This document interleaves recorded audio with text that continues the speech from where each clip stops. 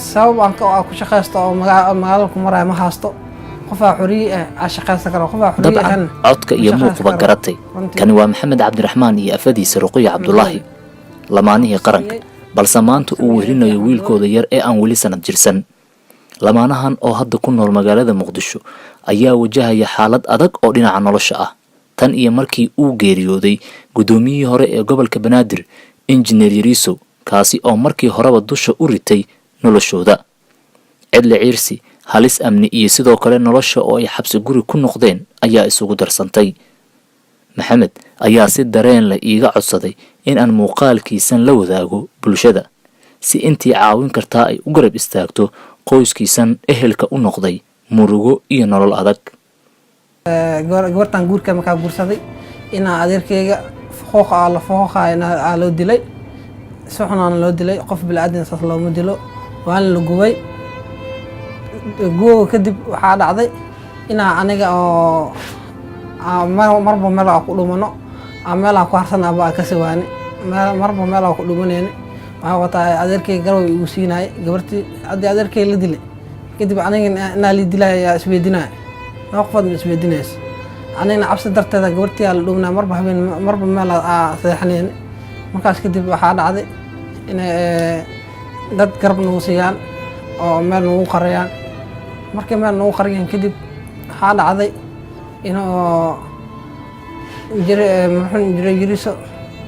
inuu garabna siiyo oo meeshii naga soo kaxeeyo markaas kadib meesha asana keenay intuu noolaay maasha Allah gabartii Ilaahay wiil iga siiyay wiilka hadda waxaan ku sameeyay adeerkayga Axmed Doole aan ku sameeyay markaan ku sameeyay adeerkayga Axmed Doole maxaan jiray Yariso waa Allah u naxariisto oo dhintay markaas kadib jiray Yariso markuu dhintay kadib ilaa markaas wax oo daryeel ah ma haasano meel cidla taaganahay haddii aan shaqeysan lahayna sabab aan ku shaqeysto oo magaalada ku maray ma haasto qof xuriye ah shaqeysan karo qof xuriye ah ma shaqeysan karo runtii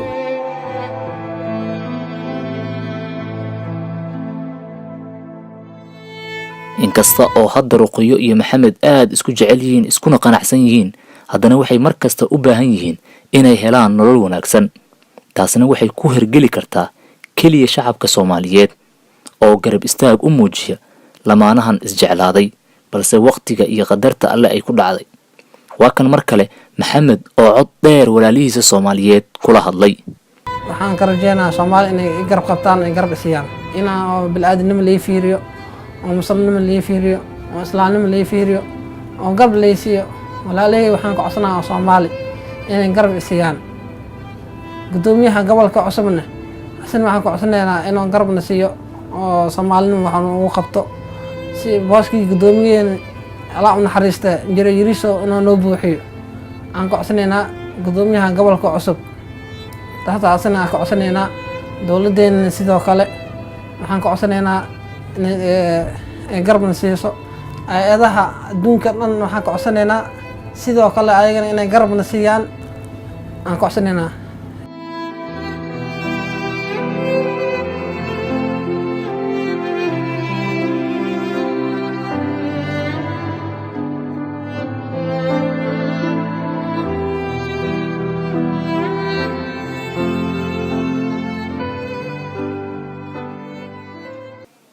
haddaba walal caawi oo ka qayb qaado gurmadka walaalkeen iyo qoyskiisa